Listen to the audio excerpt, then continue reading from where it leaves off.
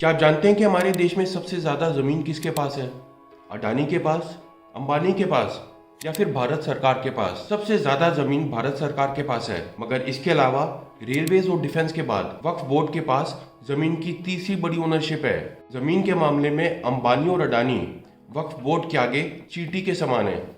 जमीन पे कोई जबरदस्ती कब्जा कर रहा है। अच्छा, कौन है? सर, कोई वक्फ बोर्ड का बोर्ड लगा हुआ था और हमारे खेत पे मजार बना रखे उन्होंने। इस वीडियो में मैं आपको वक्फ बोर्ड के बारे में बताने वाला हूँ। उन्होंने अवैध रूप से हमारी जमीन पर कब्जा किया हुआ है और हम उन्हीं के पास जाकर अर्जी लगाएं। आखिर ये वक्फ बोर्ड है क्या?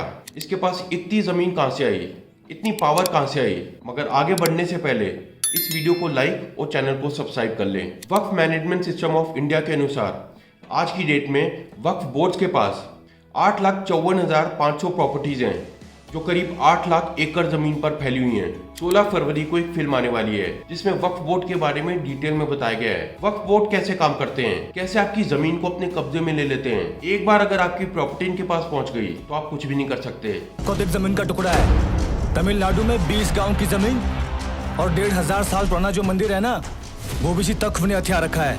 तेरा भगवान अलग, तेरा अल्लाह अलग, तीसरे का कोर्ट अलग। क्या चल रहा है ये? तमाशा चल रहा है। वक्फ बोर्ड की शुरुआत हुई थी वक्फ सिस्टम से। आखिर ये वक्फ सिस्टम क्या है? दरअसल वक्फ एक अरबी शब्द है जिसका मतलब होता है अल्लाह के नाम पर धार्मिक काम के लिए दिया गया दान या संपत्ति। कोई भी संपत्ति वक्फ को देने के बाद वापस नहीं ली जा सकती। वक्फ बोर्ड पर इसी बात का फायदा उठाने के आरोप लगते हैं। वक्फ पर यह भी आरोप लगता है कि वो अपनी पावर्स के दुरुपयोग से गरीबों का धर्मांतरण कराता है। वक्फ बोर्ड मुस्लिम कम्युनिटी से जुड़ा है। कहने को ये बोर्ड मुस्लिम कम्युनिटी के लोगों के वेलफेयर और डेवलपमेंट के लिए काम करता है, मगर असलियत कुछ और है।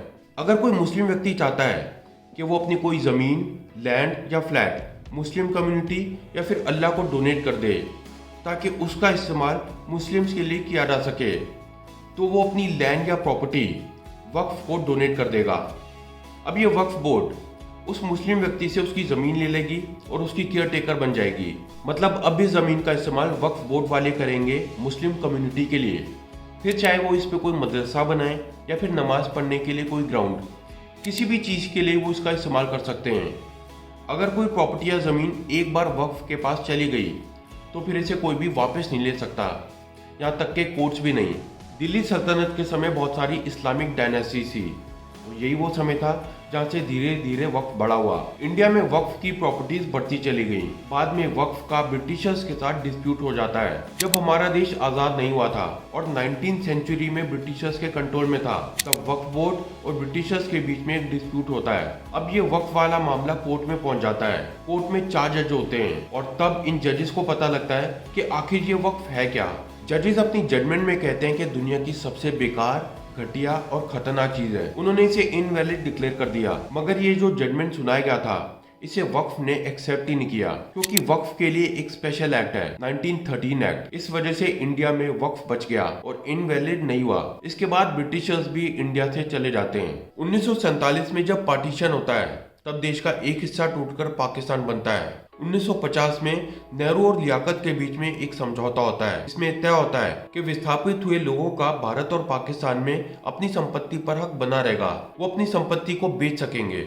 अब पाकिस्तान से इंडिया आने वाले जितने भी हिंदू थे, उनकी सारी संपत्ति और प्रॉपर्टीज पर वहाँ की सरकार और लोगों ने कब्जा कर लिया। मगर भारत के तब के प्रधानमंत्री जवाहरलाल नेहरू ने कहा कि भारत से पाकिस्तान गए सभी मुस्लिम्स की संपत्ति को कोई भी हाथ नहीं लगाएगा। इसीलिए इंडिया से जितने भी मुस्लिम्स पाकिस्तान गए थे, उनकी सारी प्रॉपर्टीज और जमीन को वक्फ बोर्ड को डोनेट कर दिया गया। 1954 में नेहरू जी की गवर्नमेंट एक वक्फ एक्ट पास करती है। इस एक्ट के बाद एक सेंट्रल वक्फ काउंसिल का फॉर्मेशन होता है जो सभी स्टेट्स में वक्फ बोर्ड की निगरानी करता है। वोट बैंक के चक्कर में पॉलिटिशियंस ने वक्फ बोर्ड को और भी ज्यादा पावर्स दे दिए। इसके बाद 1995 में जब कांग्रेस की पीवी नरसिम्हा राव की सरकार होती है, तब एक और एक्ट पास होता है, जिसके बाद वक्फ बोर्ड के पास और भी ज्यादा पावर्स आ जाती हैं, जिन्हें कोई भी ओवररूल नहीं कर सकता।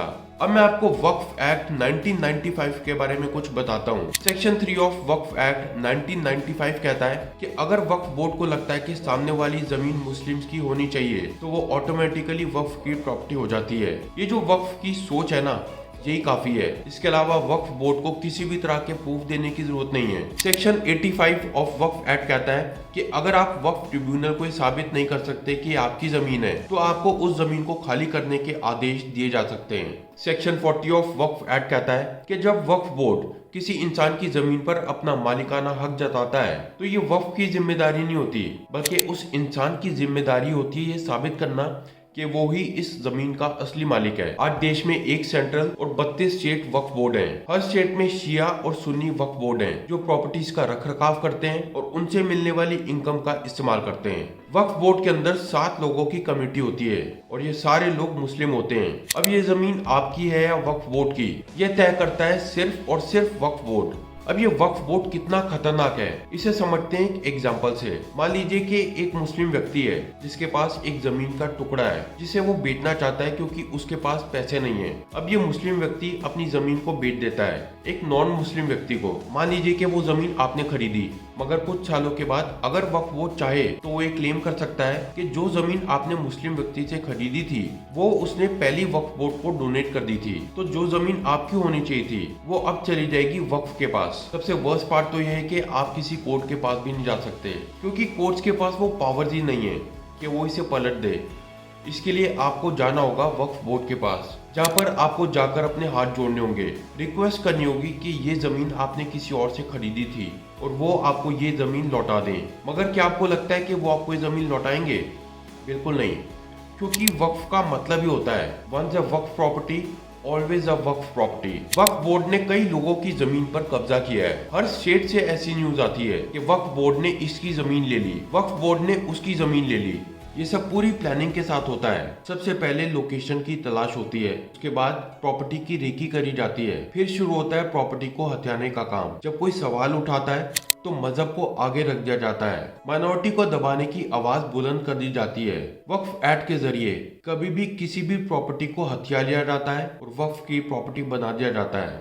हाल ही में बेंगलोर के वक्फ बोर्ड ने मना कर दिया था कि वहाँ पर जो शाही ईदगाह है वहाँ पर हिंदुओं का कोई भी काम नहीं हो सकता। तमिलनाडु के एक गांव थिरुचेंदुरई को वक्फ बोर्ड ने अपनी मलकियत घोषित कर दिया। बोर्ड ने कहा कि इस गांव की सारी संपत्ति वक्फ की है, जबकि उस गांव में हिंदू आबादी 95% है और मुस्लिम परिवार सिर्फ 22। वहां के मंदिर को भी वक्फ की संपत्ति घोषित कर दिया गया। मगर हैरानी की बात तो यह है कि वहां के ग्रामीणों का कहना है कि ये मंदिर 1500 साल पुराना है, मतलब इस्लाम से भी पहले का है। पूरी दुनिया में 57 मुस्लिम देश हैं, मगर हैरानी की बात तो यह है कि इनमें से कहीं पर भी ऐसा कोई वक्फ एग्जिस्ट ही नहीं करता। और एक हमारा देश है जो सेक्युलर है, मगर यहाँ पर एक ऐसा वक्फ एग्जिस्ट करता है जो खास तौर से एक रिलीजन को पावर्स देने के लिए बनाया गया है। देश के बाकी रिलीजन्स के साथ ये डिस्क्रिमिनेशन करता है। वक्फ बोर्ड को पूरी तरह से खत्म कर देना चाहिए क्योंकि ये अनकॉन्स्टिट्यूशनल है। मोदी सरकार भी इस कोशिश में लगी हुई है कि जल्दी से जल्दी वक्फ बोर्ड को रिपील कर दे। आपके वक्फ बोर्ड के बारे में क्या ख्याल है?